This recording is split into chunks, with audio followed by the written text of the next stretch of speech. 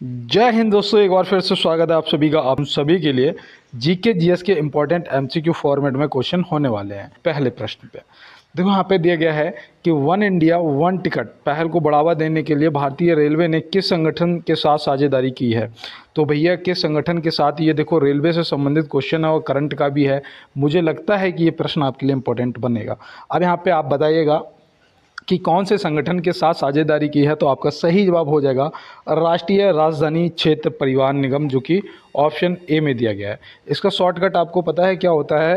N C R T C. और एक वो होता है कौन सा, जिससे टिकट बुक करते हैं, क्या कहते हैं उसे, IRCTC है ना, ऐसे ही कुछ होता है। और देखो यहाँ पे अगला प्रश्न है कि सिकंदर एवं पोरस के बीच प्रसिद्ध विशेषता या झेलम का युद्ध कब हुआ था। प्रसिद्ध विशेषता या झेलम का जो युद्ध है वो राजा सिकंदर और पोरस के बीच में कब हुआ था। तो यहाँ पे याद रखना, बिल्कुल ये आपके लिए देखो इंपॉर्टेंट है, इस प्रकार के क्वेश्चन याद रखना। 326 ईसा पूर्व, जो कि ऑप्शन सी में दिया गया है। और 261 ईसा पूर्व अगर आपने आंसर किया था तो आपको पता होना चाहिए कि 261 ईसा पूर्व क्या हुआ था, कलिंग का युद्ध हुआ था।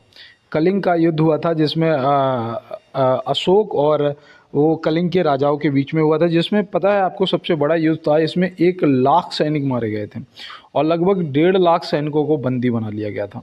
तो ये सबसे बड़ा था। और इसके बाद फिर राजा सम्राट अशोक ने हथियार नहीं उठाया कभी भी। और यहाँ पे देखो दिया गया है प्रसिद्ध तेलुगु ग्रंथ अमुक्त मल्याद की रचना किसने की थी। तो जो प्रसिद्ध तेलुगु ग्रंथ है अमुक्त मल्याद की रचना किसने की थी, ये देखो आपके लिए इम्पोर्टेंट है मेरे भाई, आपको पता होना चाहिए। तो यहाँ पे देखो आपका जो सही जवाब है वो हो जाएगा कृष्णदेव राय। और मुझे उम्मीद है कि आपने ऑप्शन सी ही किया होगा सही जवाब। और इन्होंने, मैं आपको बता दूं, इन्होंने ये जो है ये 16वीं सदी में किया था। इसका जो रचना है वो 16वीं सदी में किया था। और मैं आपको बता दूं, ये पता, ये जो कृष्णदेव राय थे ये विजयनगर साम्राज्य के सम्राट थे। विजयनगर साम्राज्य के ये राजा थे। तो ऐसे भी आप याद रखेंगे, ठीक है, शासक थे। और देखो बाण भट्ट जी से तो मैंने आपको कई बार बताया कि हर्षचरित को आप याद रखेंगे, जो कि ज़्यादातर पूछ ली जाती है। मुंशी प्रेमचंद से संबंधित कौन सी है, गबन गोदान, यही है ना। और चलते हैं फिर अपने अगले प्रश्न की तरफ। देखो यहाँ पे दिया है कि प्रथम बौद्ध संगति किसके शासनकाल में आयोजित की गई थी। देखो यहाँ पे आजकल शोक नहीं, ऐसे करके ट्रिक से याद किया था ना हम लोगों ने। तो यहाँ पे याद रखना, चार की चारों आपको पता होना चाहिए। पहला तो यहाँ पे देखो, जो प्रथम बौद्ध संगति है ये अजातशत्रु के शासनकाल में आयोजित हुई थी। और ये कहाँ पर हुई थी, तो याद रखना ये राजगृह में हुई थी। कहाँ पर हुई थी? राजगृह में हुई थी, जो कि बिहार में है, ठीक है, बिहार में। और ये कौन से वंश से था? ये जो अजातशत्रु था ये हर्यक वंश से था ना, हर्यक वंश से। अब देखो दूसरी जो है, दूसरी जो हुई थी वो हुई थी कालाशोक के शासनकाल में, ठीक है। दूसरी जो हुई थी सेकंड वाली कालाशोक के शासनकाल में हुई थी। और ये जो है ये कहाँ पर हुई थी, तो याद रखना ये वैशाली में हुई थी। कहाँ हुई थी? वैशाली में हुई थी। तो इसको भी आप ध्यान में रखेंगे, ठीक है, वैशाली में। तीसरी जो है वो अशोक के शासनकाल में हुई थी। तीसरी बौद्ध संगति कहाँ पर आयोजित हुई, तो याद रखना ये पाटलिपुत्र में हुई थी, ठीक है। और चौथी राजा कनिष्क जो है ये कौन से वंश से था? कुषाण वंश से थे ना कनिष्क। और इनका रेशम मार्ग पे कब्जा भी था, ऐसे भी याद रखना। और इनके शासनकाल में चौथी बौद्ध संगति आयोजित हुई थी। और ये कहाँ पर हुई थी, तो आप क्या बताएंगे? कुंडलवन, जिसे आप कश्मीर के नाम से भी जानते हैं, कश्मीर के नाम से भी जानते हैं। तो ये चौथी हुई थी। अब यहाँ पे सभी को आपने नोट कर लिया होगा। चलते हैं अपने अगले प्रश्न पे।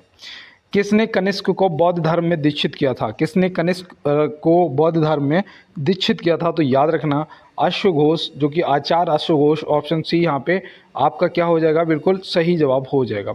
देखिए यहाँ पे मैं टिक लगा देता हूँ, ऑप्शन सी आपका सही जवाब हो जाएगा। चलते हैं अपने अगले प्रश्न की तरफ। देखो यहाँ पे दिया है संदीप पौंड्रिक ने हाल ही में किस मंत्रालय के सचिव के रूप में पदभार ग्रहण किया है। ये देखो आपके लिए इम्पोर्टेंट है, इस टाइप के प्रश्न आपके लिए इम्पोर्टेंट हैं। जो हाल में नियुक्तियां हुई हैं ये सब कौन से देश के कौन राष्ट्रपति, प्रधानमंत्री, ये सब याद रखना। मैं आपको हालांकि कराता चल रहा हूँ, लेकिन फिर भी आप इन चीज़ों को विशेष रूप से याद रखना। ये आप याद रखना कि इस्पात मंत्रालय के सचिव नियुक्त हुए हैं, इस्पात मंत्रालय। और बताओ रेल मंत्रालय के जो रेल मंत्री हैं वो कौन है? रेल मंत्री, तो याद रखना वो है अश्विनी वैष्णव जी। कौन है? अश्विनी वैष्णव जी। और देखो शिक्षा मंत्रालय जो है वो किसके पास है? तो वो कौन है? वो हैं धर्मेंद्र प्रधान जी। कौन है? धर्मेंद्र प्रधान जी। तो ये भी आप ध्यान में रखेंगे। और चलते हैं इसी के साथ अपने अगले प्रश्न की तरफ। देखो यहाँ पे दिया है, निम्नलिखित में से बांग्लादेश सीमा से लगा राज्य नहीं है। इनमें से ऐसा कौन सा राज्य है जो बांग्लादेश की सीमा से नहीं लगता है? देखो मैंने आपको कल बताया था कि चीन से लगने वाले राज्य, चीन की सीमा से। आज यहाँ पे बांग्लादेश की सीमा से पूछ लिया है।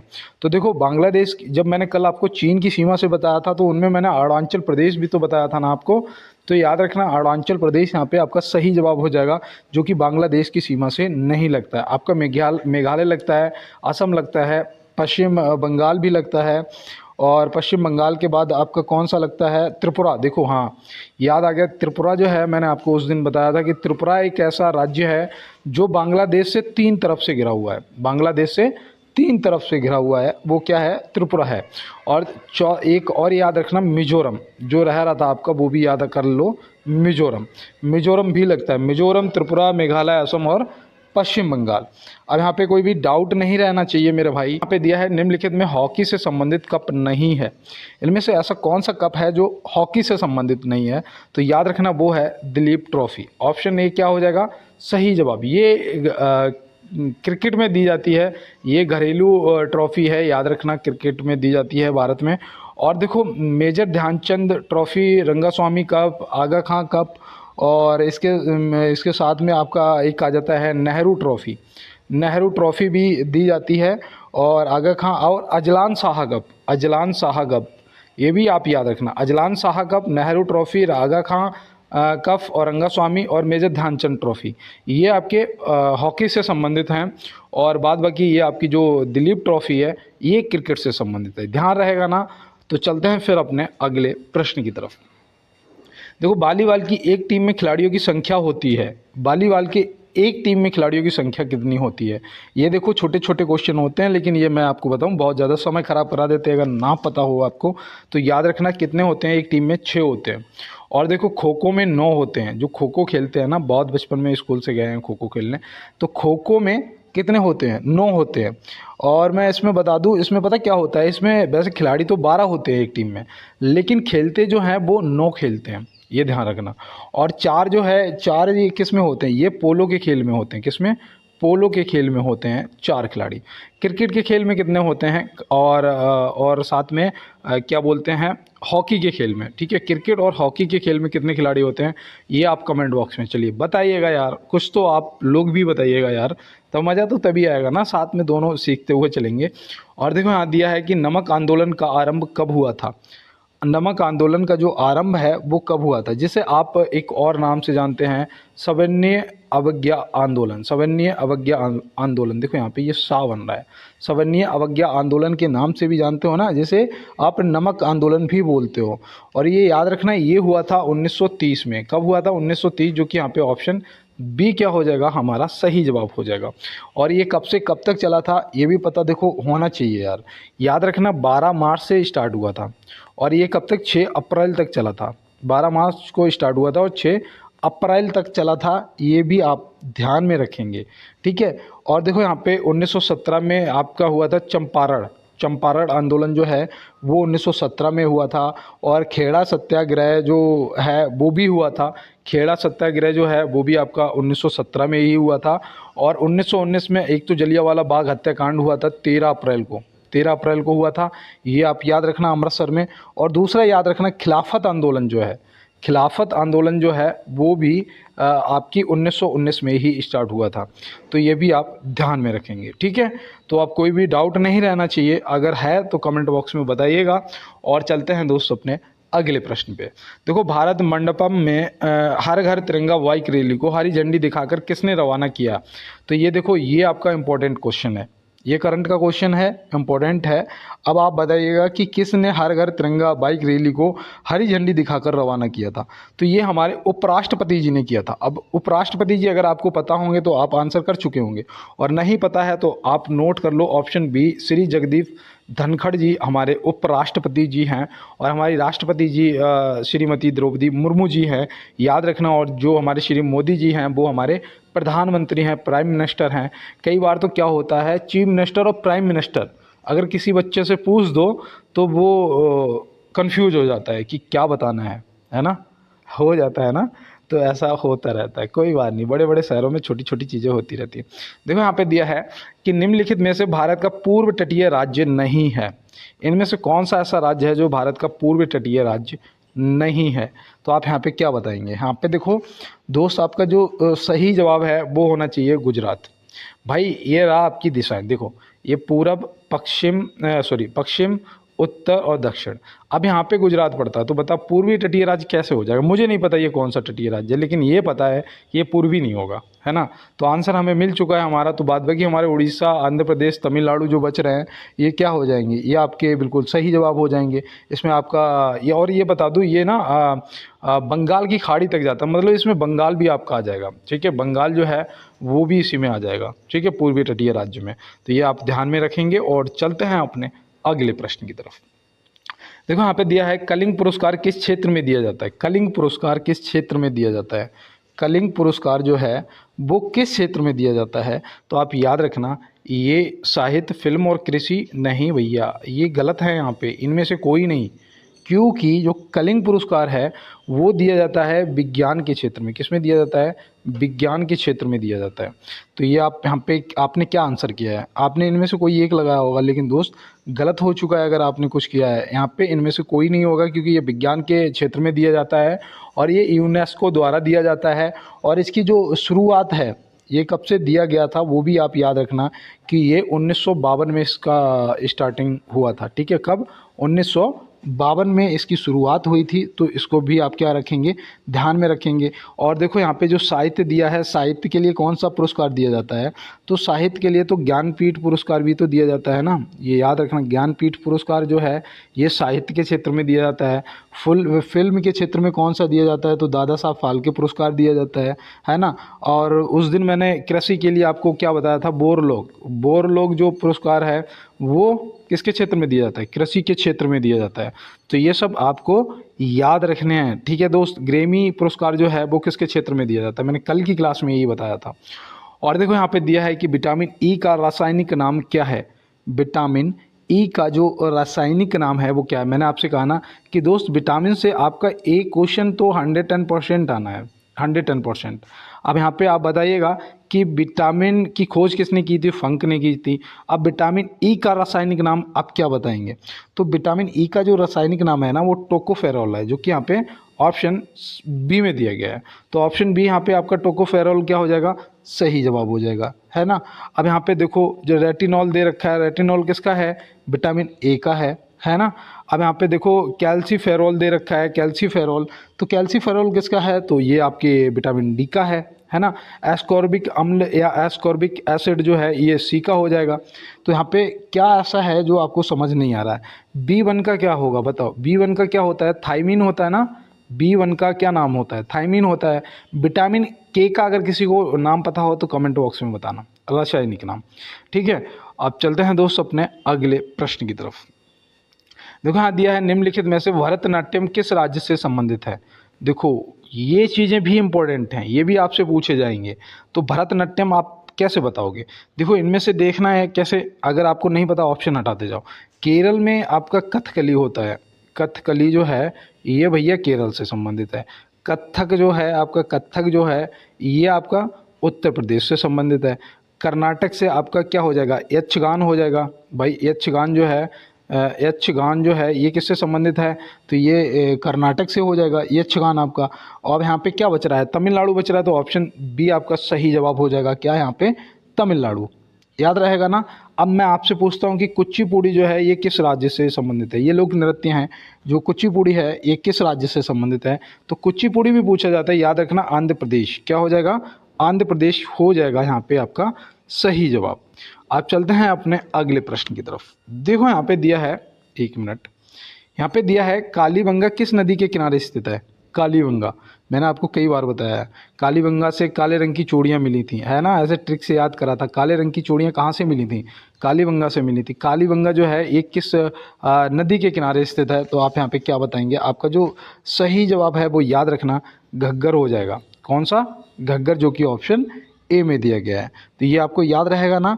अब यहाँ पे देखो रावी नदी के किनारे कौन सा वो स्थित है, तो वो है हड़प्पा। हड़प्पा जो है ये कहाँ पर है, रावी नदी के किनारे स्थित है। आपका जो सतलज नदी के किनारे कौन सा वो स्थित था, तो सतलज के किनारे आपका रोपड़ था। कौन सा, रोपड़, ठीक है। और भोगवा नदी के किनारे कौन सा स्थित था, तो भोगवा के किनारे था लोथल। लोथल, लोथल किस राज्य में स्थित है बताओ, लोथल किस राज्य में स्थित है।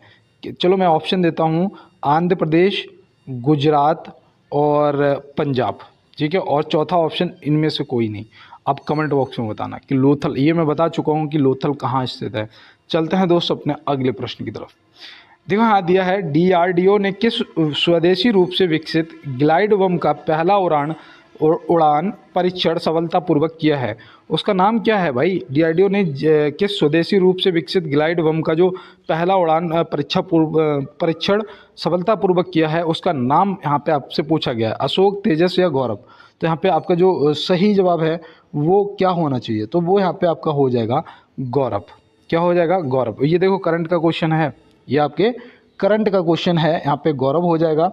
और मैं इसका बता दूँ, इसका जो वो किया गया था ना, मतलब कब ये किया गया था, तो याद रखना ये 13 अगस्त 2024 को इसका परीक्षण किया गया है। 13 अगस्त 2024 को, तो मतलब कब की बात है, हाल की है। अब इसका परीक्षण कहाँ किया गया था ये भी पूछा जा सकता है, तो याद रखना उड़ीसा के तट पे, उड़ीसा में, ठीक है। किस राज्य में, उड़ीसा के जो तट पे इसका वो किया गया था, ठीक है, परीक्षण। तो याद रखना है यार। एक बार जो भी मेरे पुराने दोस्त हैं वो तो सभी लाइक करते हैं, मुझे बहुत अच्छे से पता है, इतना ज़्यादा लाइक का स्कोर रहता है, बहुत अच्छे से मुझे ये चीज़ समझ आ चुकी है। लेकिन अगर आप मेरे साथ नए जुड़े हैं तो एक बार लाइक वाला बटन ज़रूर दबाएंगे और साथ में चैनल को सब्सक्राइब भी कर लेना, जिससे आपको 50 क्वेश्चन रोज़ मिलेंगे और 50 क्वेश्चनों की पीडीएफ भी आपको रोज़ फ्री मिलेगी, कोई पैसा नहीं पड़ने वाला। और शेयर कर देना यार, इतनी मेरी हेल्प करना, थोड़ा सा शेयर कर देना। अब चलते हैं, जो मुझे अपनी बात कहनी थी मैंने कह ली, अब चलते हैं अपने क्वेश्चनों की तरफ। देखो यहाँ दिया है राजतरंगिणी के रचयिता कौन है। राजतरंगिणी के रचयिता कौन है, तो ये रचनाएं जो हैं, ये बुकें जो हैं, ये भी आपको यार याद रखनी है। याद रखना कल्हड़। कल्हड़ ऑप्शन बी यहाँ पे क्या हो जाएगा, ऑप्शन बी जो कल्हड़ है आपका सही जवाब हो जाएगा। और मैं बताऊं, ये लोहार वंश के अंतिम शासक जो जयसिंह थे, उनके शासनकाल की है, ठीक है, उनके शासनकाल में थे, ये भी याद रखना। और देखो यहाँ पे जो इवन बतूता है, इनसे भी एक बहुत इंपॉर्टेंट वो पूछी जाती है इनकी रचना, जो कि है रहला। क्या है, रहला। तो रहला पूछी जाएगी, आप बता देंगे इवन बतूता से संबंधित है। और ये जो है ये मोहम्मद बिन तुगलक के शासनकाल में था। मोहम्मद बिन तुगलक के शासनकाल में आया था। और ये पता ये कहाँ से आया था, इवन बतूता, ये मोरक्को का था। कहाँ का, मोरक्को का था। तो ये भी आप ध्यान में रखेंगे, मोरक्को का था, इसकी रचना रहला है, मोहम्मद बिन तुगलक के शासनकाल में आया था। ये सब चीज़ें आपको ध्यान में रखनी है। चाणक्य जी की एक रचना याद रखना, अर्थशास्त्र, जो कि बहुत ज़्यादा पूछी जाती है और ये राजनीति से संबंधित है, ठीक है। तो कोई भी दिक्कत नहीं आनी चाहिए। चलते हैं अपने अगले प्रश्न पे। कुतुबुद्दीन ऐबक की मृत्यु किस खेल को खेलते हो गई थी। अभी मैंने बताया था कि इस खेल में 4 खिलाड़ी होते हैं। अभी मैंने किसका बताया था आपको, अगर आपने थोड़ा सा भी ध्यान दिया होगा या नोट किया होगा तो आपको याद आ जाएगा कि पोलो की बात कर रहे हैं भैया। ऑप्शन सी यहाँ पे हो जाएगा आपका, जो पोलो है बिल्कुल सही जवाब। और इसका जो कुतुबुद्दीन ऐबक जो था, मैं आपको बताऊं, इससे संबंधित आपसे पूछा जा सकता है कि गुलाम वंश का संस्थापक कौन था। गुलाम वंश का संस्थापक आपसे पूछा जा सकता है, तो आप बताना कुतुबुद्दीन ऐबक था। कुतुब मीनार का निर्माण किसने करवाया था, कुतुबुद्दीन ऐबक ने करवाया था, लेकिन काम पूरा नहीं करवा पाया था। क्योंकि अब देखो मैं यहाँ पे बताने वाला हूँ क्यों, क्योंकि इसका जो शासनकाल था वो याद रखना 1206 से 1210 तक रहा। 1206 से 1210, 1210 में इसकी मृत्यु हो गई थी। क्या करते हुए हो गई थी, तो यहाँ पे आप बताओगे भैया पोलो का गेम खेलते हुए हो गई थी, ठीक है। अब यहाँ पे याद रखना कि 1210 से 1236 तक, 1210 से 1236 तक शासन किया था इल्तुतमिश ने। किसने किया था? इल्तुतमिश ने। इल्तुतमिश ने ये जो कुतुब मीनार का निर्माण रह गया था वो कार्य पूरा कराया था। ठीक है, अब यहाँ तक आपको समझ आ गया। अब देखो यहाँ पे 1236 से 1240 तक शासन किया था किसने? किसने किया था? अब यहाँ पे देखो मैं सिर्फ हिंट दूंगा, आप समझ जाओगे कि कौन गुंडों में फंस गया था। रजिया फंस गई थी। रजिया किसकी पुत्री थी? इल्तुतमिश की थी भाई। इसके बाद शासन किया था, यही इसकी पुत्री थी इल्तुतमिश की। और मैं बता दूं ये भारत की पहली महिला शासिका थी, ये भी आप याद रखना है। महिला, ये भारत की पहली महिला शासिका थी जो कि 1236 से 1240 तक रही। उसके बाद ये मारी गई क्योंकि इसने दो बॉयफ्रेंड बना रखे थे, दो, एक के साथ शादी कर ली, एक के साथ चक्कर चल रहा। फिर क्या होता है ऐसे लोग, तो फिर तुम्हें पता ही है जीवन खत्म ही हो जाता है इनका तो। और यहाँ पे देखो दिया है कि भारतीय पुनर्जागरण का जनक किसे कहा जाता है? भारतीय पुनर्जागरण का जनक किसे कहा जाता है? तो आप क्या बताएंगे? याद रखना, ये कहा जाता है हमारे राजा राम मोहन राय जी को। किन्हें कहा जाता है? राजा राम मोहन राय जी को। और इनकी समाधि स्थल कहाँ है राजा राम मोहन राय जी की? तो क्या ब्रिस्टल में तो नहीं है? ब्रिस्टल में। और ब्रिस्टल जो है कौन सी नदी के किनारे स्थित है? क्या एवन नदी के किनारे स्थित है क्या? हाँ भैया, हाँ याद आ गया हमें। ब्रिस्टल जो है एवन नदी के किनारे स्थित है, आपने बताया था। आ गया ना याद? अब देखो इनसे एक चीज़ और याद रखना, इन्होंने भारतीय पुनर्जागरण के जनक तो हैं ही है राजा राम मोहन राय जी। और यहाँ पे एक चीज़ याद रखना कि इन्होंने 1828 में किसकी स्थापना और की थी? 1828 में और भी स्थापना की थी। किसकी की थी? ब्रह्म समाज की। किसकी की थी? ब्रह्म समाज की, है ना। अब यहाँ तक ये आपको समझ आ गया, ब्रह्म समाज की। अब यहाँ पे याद रखना कि स्वामी विवेकानंद जी ने उसकी स्थापना की थी, रामकृष्ण मिशन की। रामकृष्ण मिशन की स्थापना की थी स्वामी विवेकानंद जी ने। कब की थी? तो याद रखना भैया 1897 में की थी। कब की थी? 1897 में की थी। अब कुछ यहाँ पे रह तो नहीं रहा है। अब आप मुझे बताएंगे कि आर्य समाज की स्थापना किसने की थी? ठीक है, आर्य समाज की स्थापना किसने की थी ये आप बता देना मुझे, और कब हुई थी ये भी आप बता देना। 1828 तो नहीं है ना, है ना? देखो जो भी हो कमेंट बॉक्स में बताना। अब यहाँ पे देखो दिया गया है, किस देश ने नरेंद्र मोदी जी को अपने सर्वोच्च सम्मान ऑर्डर ऑफ द नाइल से सम्मानित किया है?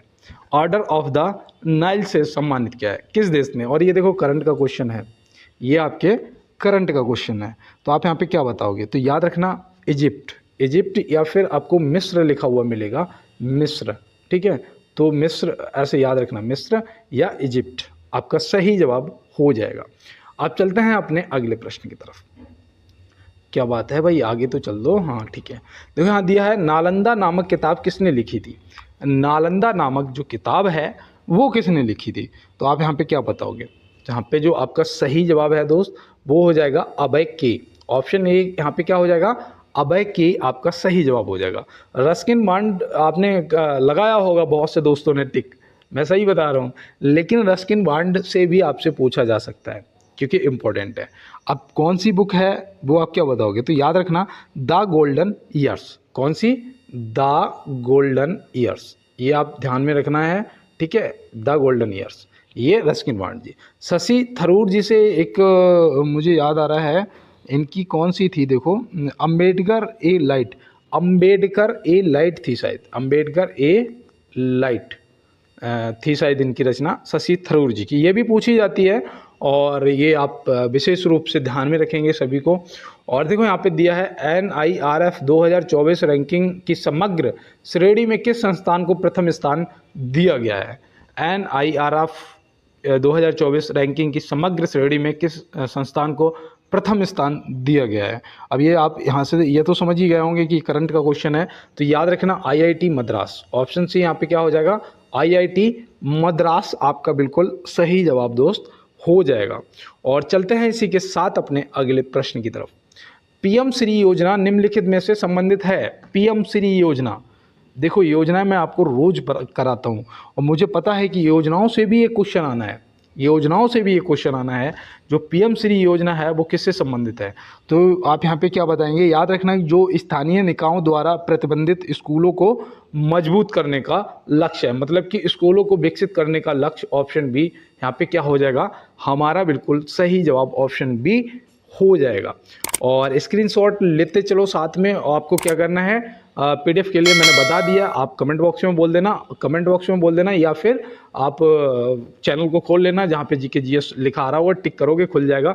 देसी फ्रॉम गांव वाला लिखा होगा, उसके नीचे एक लिंक लगा होगा, उस पर जाके ज्वाइन कर लेना। और एक वन मोर लिंक और लिखा होगा, अगर आप मुझसे इंस्टाग्राम पे जुड़ना चाहो तो जुड़ सकते हो, ठीक है। और यहाँ पे देखो दिया है 23वें SCO शिखर सम्मेलन का आयोजन कहाँ हुआ था। 23वें SCO शिखर सम्मेलन का जो आयोजन है वो कहाँ हुआ था, तो आप यहाँ पे क्या बताएंगे। याद रखना वो जो है वो 2023 में हुआ था। कब हुआ था? 2023 में, और ये हमारे प्यारे भारत में हुआ था। तो यहाँ पे ऑप्शन बी आपका सही जवाब हो जाएगा।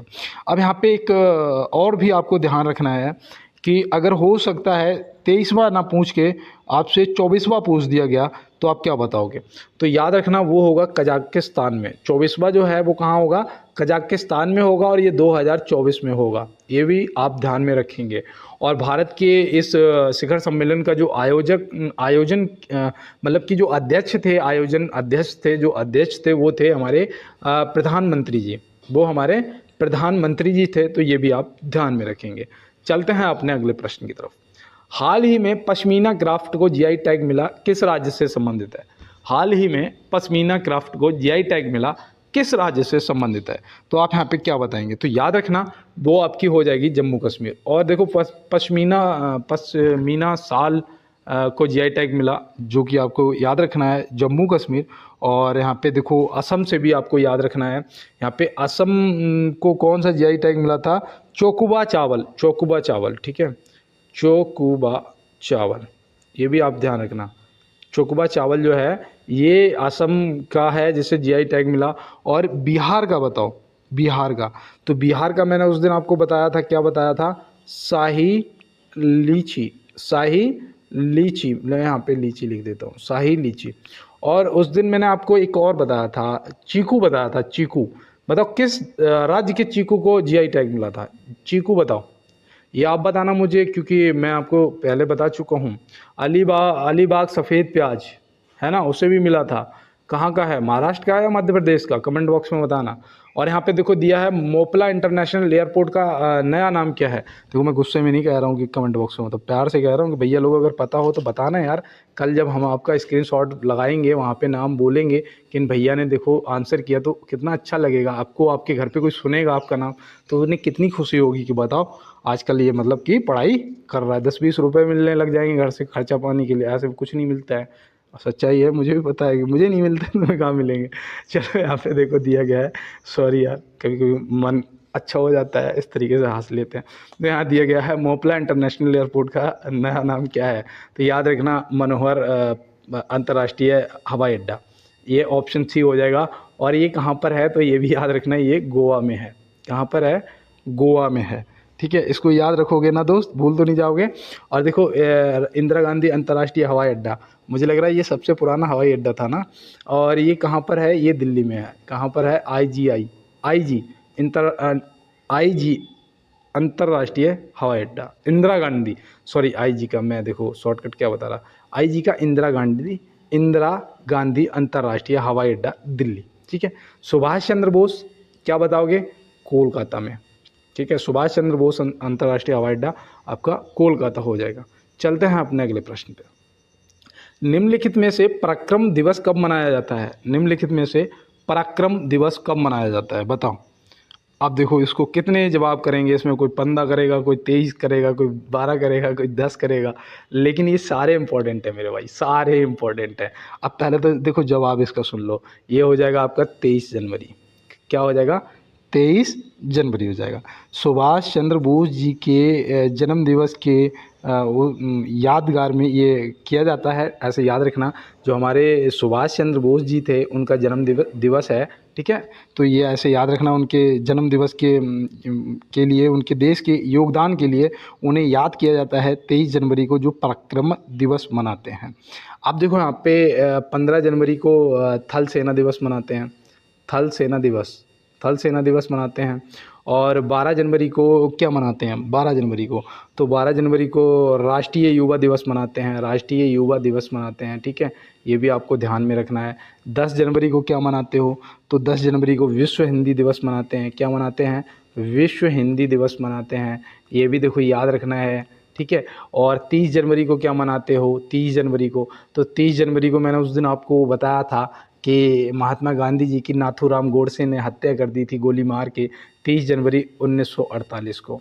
तो ये शहीद दिवस के रूप में मनाते हैं, ये भी आपको ध्यान में रखना है। अब चलें फिर अपने अगले प्रश्न की तरफ। देखो यहाँ दिया है G20 का मुख्यालय कहाँ स्थित है। अब लगाओ इसका आंसर, कौन कौन करेगा इसका आंसर।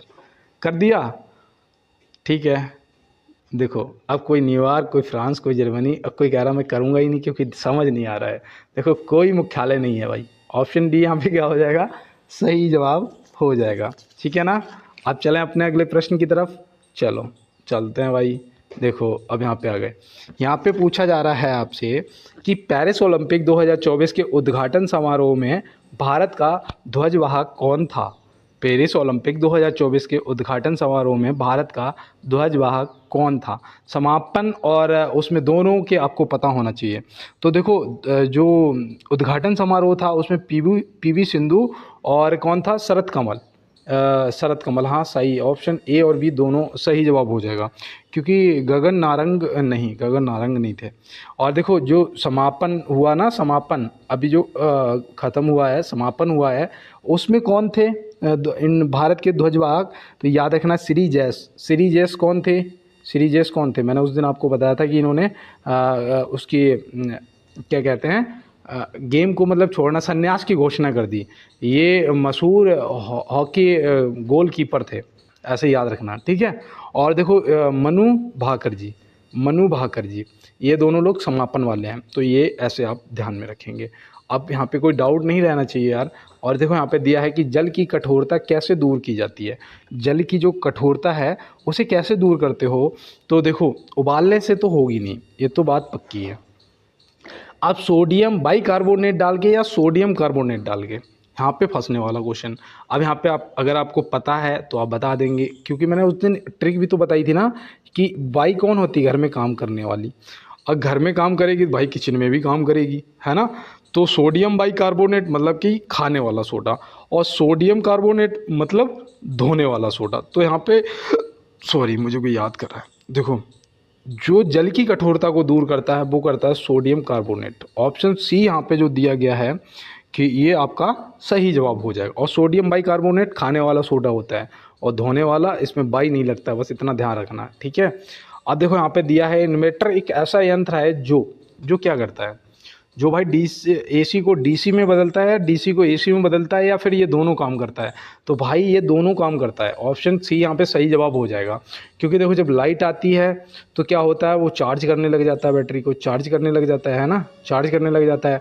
अब जब लाइट चली जाती है तो उस बैटरी को फिर क्या करता है, सप्लाई में कन्वर्ट कर देता है ना, घर में लाइट आ जाती है। तो याद रखना कि AC को DC में और DC को AC में बदलने का कार्य करता है। चलते हैं फिर अपने अगले प्रश्न की तरफ।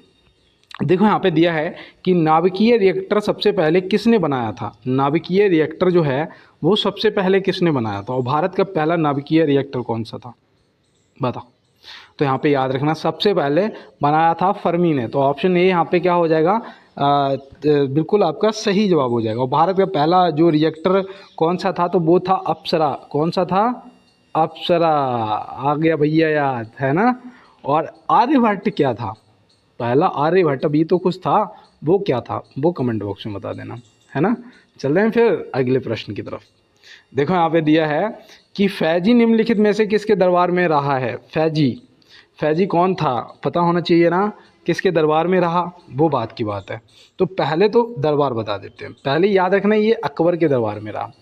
अकबरनामा की रचना किसने की थी, पता है आपको, किसने की थी, अबुल फजल ने की थी। किसने की थी, अबुल फजल ने की थी। अबुल फजल का ये बड़ा भाई था। कौन था, बड़ा भाई था मेरे बेटा। ये अबुल फजल का फैजी बड़ा भाई था, ऐसे याद रखना। और ये जो था ना, ये राज कवि था, ये कवि था भैया, अकबर के शासनकाल में था, ध्यान में रखना है।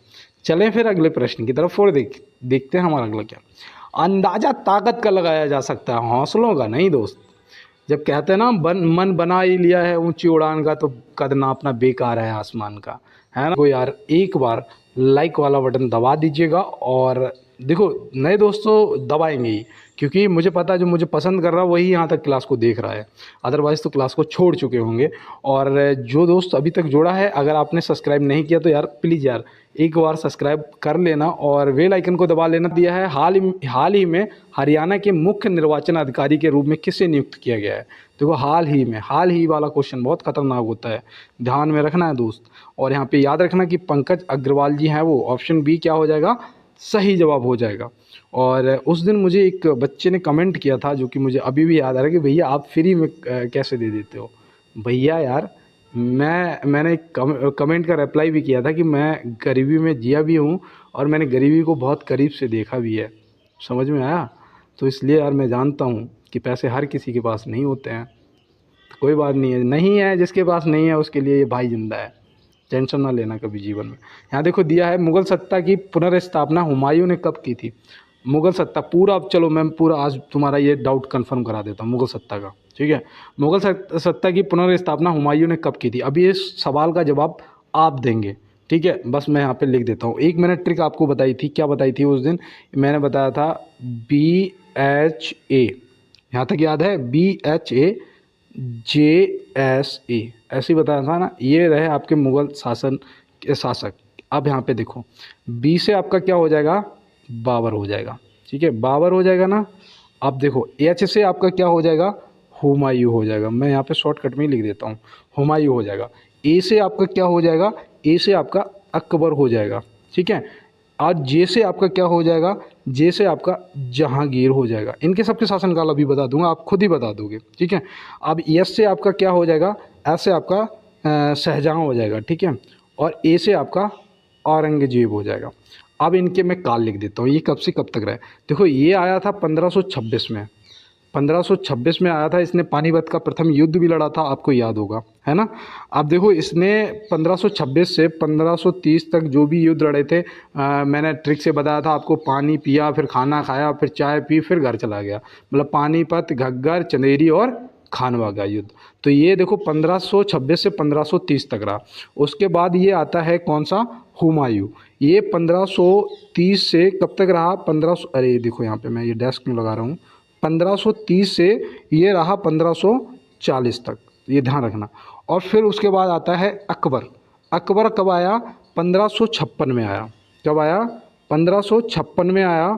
और 56 से लेके ये कब तक रहा, सबसे लंबा शासनकाल मुझे लगता है कि इसी का था ये कब तक रहा, ये रहा 1605 तक, मतलब कि लगभग कितना, 49 साल हो गया ना, 49 साल हो गया ना, 1556 से 1605 तक रहा, ठीक है।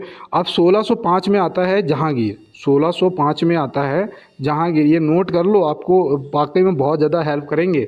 और ये रहा 27 तक, कौन, जहांगीर। अब इसके बाद आता है शाहजहां। शाहजहां आता है, शाहजहां का काल 27 से स्टार्ट होता है, 1627 से स्टार्ट होता है और ये कब तक रहता है, 1658 तक रहता है।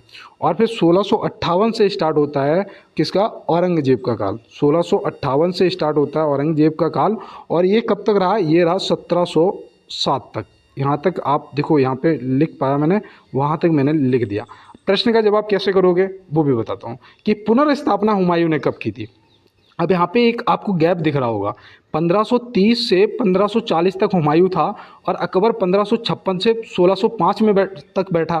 तो ये जो 40 से 56 के बीच का लफड़ा है वो क्या है, तो याद रखना इसके बीच में ये जो हुमायूं था ना, ये हार गया था। एक नया वंश स्टार्ट हो गया था, कौन सा, 1540 से 1555 तक, 1540 से 1555 तक रहा था सूरी वंश। कौन सा, सूरी वंश। देखो आज मैं पूरा यहाँ पर डिटेल में ऐसे ही कहता हूँ, जब आप लोग सही सपोर्ट करोगे मैं ऐसे ही पूरा डिटेल में आपको एक एक चीज़ क्लियर कराता हुआ चलूँगा। सूर्यवंश रहा था, ठीक है। अब यहाँ पे क्या हुआ, इसने 55 में हुमायूं ने इससे फिर लड़ा। ये 40 में हार गया था, 40 में सूर्यवंश स्टार्ट हो गया था, 55 में फिर हुमायूं ने इस पर हमला कर दिया और फिर 1555 में हुमायूं ने दोबारा से कब्जा कर लिया और 56 तक हुमायूं की कहानी ख़त्म। और उसके बाद अकबर हो जाता है 1506 से चालू। तो अब यहाँ पे पुनर्स्थापना कब की हुमायूं ने, 1555, मतलब ऑप्शन बी यहाँ पे आपका ये हो जाएगा सही जवाब। तो यहाँ पे ऑप्शन बी आपका कौन सा, ये हो जाएगा सही जवाब, 1555 से 1556। आप देखो कोई भी डाउट नहीं रहना चाहिए। चलते हैं अगले प्रश्न पे। हड़प नीति या जब्ती सिद्धांत किसके द्वारा लागू की गई थी? हड़प नीति या जब्ती सिद्धांत जो है वो किसके द्वारा लागू की गई थी? तो यहाँ पे याद रखना वो हो जाएगा डलहौजी, जो कि ऑप्शन सी में दिया गया है, डलहौजी। और इसका जो ये कब तक वायसराय जो गवर्नर जनरल था कब तक रहा, तो इसका भी कार्यकाल आप लिख लीजिएगा। हो सकता है कि आपसे को कहीं काम पड़ जाए तो आपको याद आ जाएगा। 48 से 56 तक, 1848 से 1856 तक ये गवर्नर जनरल रहा था। तो ये भी आप ध्यान में रखेंगे। और चलते हैं अपने अगले प्रश्न की तरफ। देखो यहाँ पे दिया है गालिब मिर्ज़ा किस बादशाह के समय में था?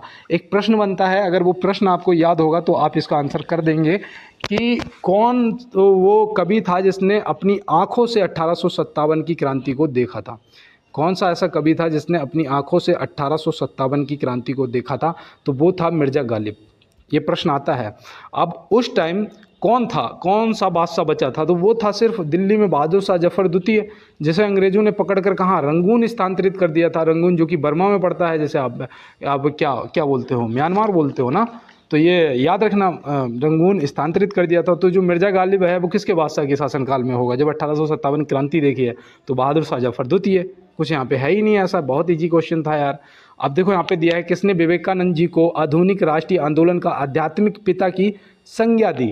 तो किसने विवेकानंद जी को आधुनिक राष्ट्रीय आंदोलन का आध्यात्मिक पिता की संज्ञा दी थी? तो यहाँ पे देखो ये प्रश्न आपके लिए इंपॉर्टेंट है, आपको पता होना चाहिए। तो यहाँ पे आप तुरंत लगाएंगे सुभाष चंद्र बोस जी, जो कि ऑप्शन बी में दिए गए थे। और देखो मैं बताऊँ इनको, देखो ये जो इनसे जो इम्पोर्टेंट है वो याद रखना कि जो शिकागो में विश्व धर्म पार्लियामेंट हुआ था उसमें भाग लिया था, जिसमें विवेकानंद जी बोले थे। और ये जो कब हुआ था, जो शिकागो में पार्लियामेंट विश्व धर्म पार्लियामेंट हुआ था, वो हुआ था सितंबर 1893 में। ठीक है, 1893 में हुआ था, ये याद रखना। और वहाँ मैं इस पर एक आपको बहुत अच्छी बात बताऊं कि क्या हुआ था, जब ये भाषण दे के वहाँ से हट रहे थे ना मंच से, तो वहाँ की एक लेडी आई और वो हाथ जोड़ के खड़ी हो गई। उसने कहा कि स्वामी जी मैं चाहती हूँ कि मैं चाहती हूँ, उसने ये नहीं कहा कि मैं आपसे शादी करना चाहती हूँ, ये पहले नहीं कहा। उसने ये कहा कि मैं चाहती हूँ कि मेरा बालक भी आप जैसा हो, मेरा बच्चा जो हो, मेरा बेबी हो, वो आप जैसा हो, इतना ही सुंदर हो और इतना ही सुंदर दिमाग से भी हो, जितना सुंदर शरीर से, बॉडी से है, इतना ही सुंदर दिमाग से भी हो, इसलिए मैं आपसे शादी करना चाहती हूँ। तो उन्होंने कहा कि ठीक है, आपकी मनोकामना ज़रूर पूर्ण की जाएगी। ठीक है, आप अगर चाहती कि आपका बालक मेरे जैसा हो, हुबहू, तो मैं आपको अपनी माँ मान लेता हूँ और मैं आपका बेटा बन जाता हूँ। ठीक है, आपकी मनोकामना पूर्ण होती है। शादी की तो बात ही नहीं आने दी, समझ रहे हो ना। तो ऐसे चीज़ों को याद भी रखना है और चीज़ों को सीखना भी, और अपने इतिहास के बारे में जानना तो बहुत ही ज़्यादा ज़रूरी है यार। और यहाँ पे देखो दिया है कि मोपला विद्रोह का नेता कौन था? मोपला विद्रोह का नेता कौन था? तो याद रखना वो था अली मुसलियार, जो कि ऑप्शन ए सही जवाब हो जाएगा। चलते हैं अपने अगले प्रश्न की तरफ। देखो यहाँ दिया है हाल ही में 2024 के लिए सर्वश्रेष्ठ कृषि राज्य पुरस्कार किसे प्रदान किया गया है? हाल ही में 2024, देखो करंट का है। हाल ही में 2024 के लिए सर्वश्रेष्ठ कृषि राज्य पुरस्कार किसे प्रदान किया गया है? तो आप यहाँ पे क्या बताएंगे? तो यहाँ पे याद रखना है वो महाराष्ट्र राज्य को किया गया है, महाराष्ट्र, ऑप्शन बी। और मध्य प्रदेश तो आपको पता ही है, सोया प्रदेश के नाम से प्रसिद्ध है, क्योंकि भैया यहाँ पे सोयाबीन तो अथाह होता है। सोयाबीन में प्रोटीन की मात्रा 42% होती है, जो कि ये सब चीज़ें तो हम लोग यार बहुत पहले ही जानते हैं, है ना। और सबसे ज़्यादा जंगल भी मध्य प्रदेश में है, लेकिन प्रश्न का जवाब तो महाराष्ट्र था, है ना। तो याद रखना। और देखो यहाँ पे दिया गया है 1857 में अंग्रेजी साम्राज्य के विरुद्ध पंजाब में किसने शस्त्र विद्रोह किया था? भाई झांसी, इलाहाबाद, बरेली और कानपुर, ये सब हमें पता है, सब हम लोगों ने रट रखे हैं। लेकिन पंजाब से अगर पूछ देगा तो आप क्या बताओगे? तो याद रखना नामधारी सिखों ने, जो कि यहाँ पे ऑप्शन बी दिया गया है, तो ऑप्शन बी आप लगा देंगे सही जवाब। और 1857 की क्रांति इंपॉर्टेंट है, क्वेश्चन आएंगे, इसीलिए मैं आपको रोज एक क्वेश्चन करवाता हूँ। तो कौन सा स्थान है जो 1857 के विद्रोह से अछूता रहा था? कौन सा ऐसा स्थान है जो 1857 के विद्रोह से अछूता रहा था? तो कौन सा अछूता था? तो यहाँ पे आपका सही जवाब, देखो इनमें से थोड़ा सा यार देख लोगे तो मद्रास तुरंत समझ आ जाएगा, क्योंकि इलाहाबाद से किसने नेतृत्व किया था? कौन थे? लियाकत अली जी ने किया था, है ना। झांसी से हमारी खूब लड़ी मर्दानी थी, वो झांसी वाली रानी थी मणिकर्णिका जी, उन्होंने किया था, तो ये आपको पता ही होगा। और चलते हैं अपने अगले प्रश्न की तरफ। भारत के प्रधानमंत्री को निर्वाचित किया जाता है, नियुक्त किया जाता है, या ये दोनों? तो भैया नियुक्त किया जाता है, निर्वाचित नहीं, नियुक्त किया जाता है। और आर्टिकल 75 के तहत किया जाता है, आर्टिकल 75 के तहत किया जाता है। और आर्टिकल 76 जो है वो भी याद रखना, वो भारत के मुख्य न्यायाधीश जी की जो नियुक्ति है वो आर्टिकल 76 के अकॉर्डिंग होती है। तो चलते हैं फिर अपने अगले प्रश्न की तरफ। भारतीय संविधान के किस भाग में संघीय न्यायपालिका का उल्लेख है? भारतीय संविधान के किस भाग में संघीय न्यायपालिका का उल्लेख है? तो यहाँ पे आप क्या बताएंगे, याद रखना वो है भाग 5। क्या है, भाग 5 है, जो कि यहाँ पे सॉरी इसकी माफ़ी चाहते हैं। तो यहाँ पे याद रखना भाग 5 हो जाएगा। और अगर आर्टिकल की बात कर देगा तो कौन से आर्टिकल में मिलता है, तो याद रखना ये 124 से लेके 148 नहीं 147 तक है, ठीक है, 147, ये 7 बनाया है, 124 से लेके 147 आर्टिकल तक आपको मिलेगा। और भाग 5 में संघीय न्यायपालिका का उल्लेख। चलते हैं अपने अगले प्रश्न की तरफ। केरल का उच्च न्यायालय कहाँ अवस्थित है? भैया एक क्वेश्चन आपके लिए आज का HW, जो देखो यहाँ पे दिया है कि विधानसभा अध्यक्ष का चुनाव कौन करता है? विधानसभा अध्यक्ष का जो चुनाव है वो कौन करता है?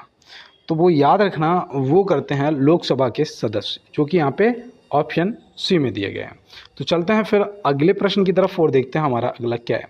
देखो यहाँ पे कितनी अच्छी लाइन लिखी है कि परिश्रम करने की उम्र में अगर आराम करोगे तो आराम करने की उम्र में परिश्रम करना पड़ेगा। मैंने उस दिन कहा था ना कि 25 की उम्र तक कर लो जितनी मेहनत करनी है, उसके बाद पूरा जीवन आराम करना है ना। और अगर 25 की उम्र तक सोना बाबू के चक्कर में पड़े रहे तो बाद में क्या होना है तुम्हें भी पता है और हमें भी पता है। देखो यार, समय तय करे कि हमारा क्या करेगा वो, उससे पहले हम तय कर लें कि हमें अपने समय का क्या करना है ना। तो ज़्यादा बेहतर है यार। और चलते हैं अपने अगले प्रश्न की तरफ। देखो यहाँ पे दिया है, क्या भारत में संयुक्त राज्य अमेरिका की भांति लोक सेवाओं का विभाजन है?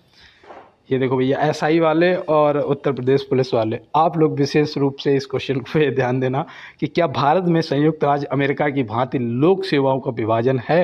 हाँ नहीं कह नहीं सकते। तो इसमें तो बहुत से दोस्तों तुरंत आंसर करेंगे कह नहीं सकते, लेकिन यहाँ पे आपका ऑप्शन बी सही जवाब होगा, नहीं, है ना। चलते हैं अगले प्रश्न की तरफ। बहुत हंस लिए, अब पढ़ भी लो। देखो यहाँ दिया है, किन राज्यों में पंचायती राज प्रणाली सबसे पहले लागू की गई थी? भाई साहब इम्पोर्टेंट क्वेश्चन है, सच बता रहा हूँ। तो यहाँ पे ध्यान रखना वो राज्य था और राजस्थान। क्या था? राजस्थान। उसके बाद आंध्र प्रदेश में की गई थी। और ये कब राजस्थान में की गई थी जब, तो याद रखना 2 अक्टूबर, अभी यार 20 अक्टूबर लग रहा है ये, है ना। कहोगे भैया कुछ बोलते हो कुछ लिखते हो, 2 अक्टूबर ऐसे ही बोलते हो, सही बता रहा हूँ। एक दोस्त कर रहा था मुझे मैसेज कि कुछ बोलते हो और कुछ लिखते हो, और कुछ लिखा होता है कुछ पढ़ते हो, सही में। तो याद रखना ये 2 अक्टूबर 1959 को राजस्थान में हुआ था सबसे पहले, उसके बाद आंध्र प्रदेश, और उसके बाद आपके महाराष्ट्र ये सब आ गए थे, ठीक है। तो यहाँ पे देखो याद रखना, भारत के साक्ष्य अधिनियम में कितनी धाराएं हैं? भारत के साक्ष्य अधिनियम में कितनी धाराएं हैं और भारत की दंड संहिता में कितनी धाराएं हैं? बताओ, आ रहा कुछ याद? हेलो, हाँ तो ठीक है, आ गया।